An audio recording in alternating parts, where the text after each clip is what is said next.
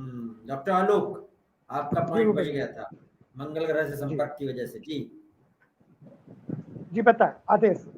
मैंने पूछा था आपसे, क्या बीजेपी इन दिनों सोशल इंजीनियरिंग कर रही है क्या?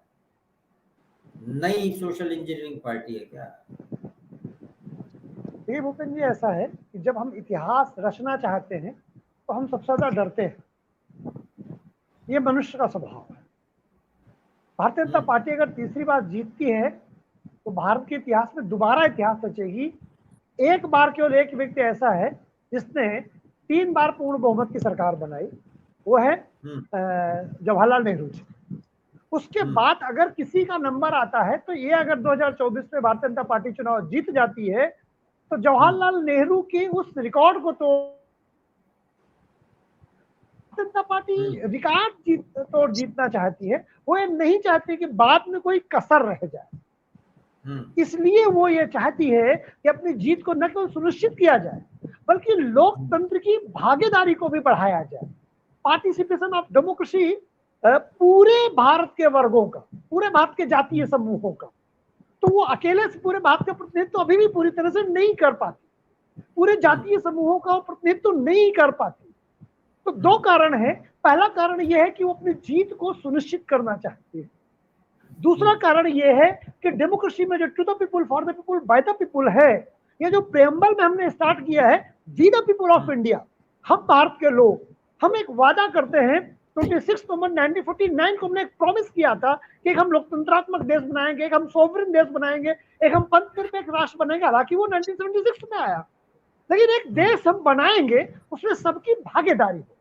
तो भारतीय जनता पार्टी के दोनों मिशन है। वो अपनी जीत को न केवल सुनिश्चित करना चाहती है, जो उसकी अकेले लड़े तो वो भी जीत जाएगी, लेकिन कहीं कोई पॉलिटिकल कैलकुलेशन गड़बड़ न हो जाए, इसलिए भारतीय जनता पार्टी उसे सुरक्षित करना चाहती है। और दूसरा, सबकी भागीदारी, सबकी भागीदारी जिस जैसे मान लीजिए, अब ऐसा समझिए कि उड़ीसा में है या केरला में है, तमिलनाडु में है, यहाँ पर भारतीय जनता पार्टी उस तरह से नहीं है, तो वहां के तमिलनाडु के एक दल को शामिल कर लिया, उस दल का एक मिनिस्टर हो गया, तो उस राज्य के मिनिस्टर की भागीदारी भी हो गई।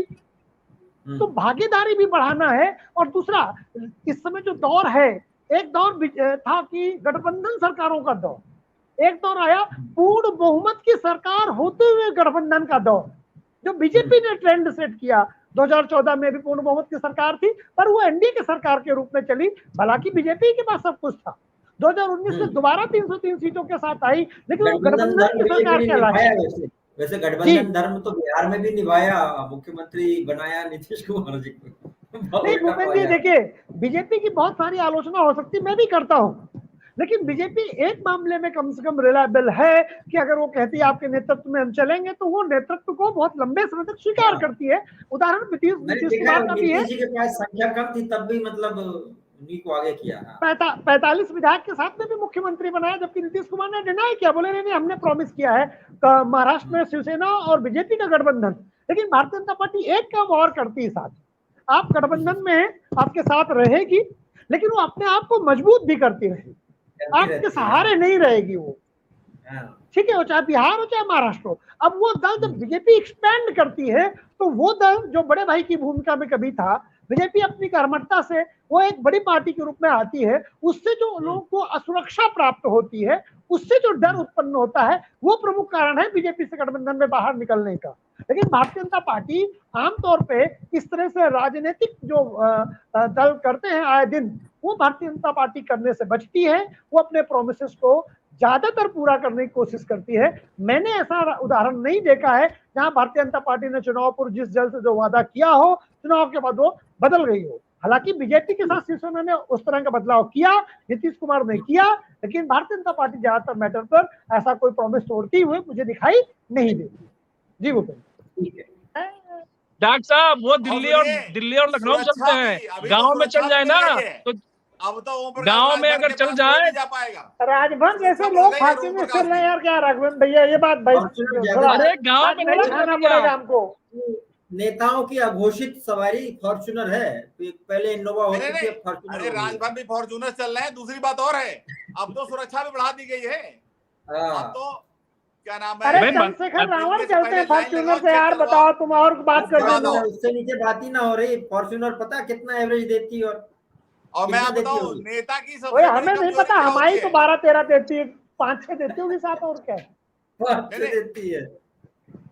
आलोक जी, जैसे ही किसी नेता को सुरक्षा मिलती है तो सरकारी, तुम नहीं चलोगे तो सरकारी गाड़ी उठा के तुमको फेंक देगी उसमें, चलो बैठो इसमें, अब क्या करोगे? तो इसलिए ये तर्क की वो साइकिल चलते हैं। मेरे गांव के बगल में थे ज्वाला प्रसाद कुरील, और वो परिवार आज पॉलिटिकली बसपा में बहुत एक्टिव है, वो सांसद हुए। मैं छोटा था, बिल्कुल छोटा था, 6-7 में पढ़ता था, वो साइकिल चलते थे। अब उस समय न वो विधायक है न सांसद है, और वो मैडम बहुत बड़ी गाड़ी से चलती है, उनकी बहुरिया है न तो बहू। नहीं, एक बात और मैं कहूंगा, जैसे नहीं, वो आलोक खुद जी, साइकिल चलते होंगे पर कोई आलोक जी, भरोसा नहीं, वो खुद ही साइकिल से चल एक रहे मैटर हैं। है, नहीं आलोक वो जी, ज्वाला प्रसाद कुरील तो बताया ना, बहुत पहले सांसद थे, उनके नाती और बहू जो है ज्वाला प्रसाद साइकिल चलते थे। उसमें साइकिल हाँ, चलते होंगे। साइकिल कभी से कभी चलते थे। देखिए कुछ एग्जाम्पल है ऐसे, जैसे आलोक जी ने बताया कि वो लोग, आप कुछ भी नहीं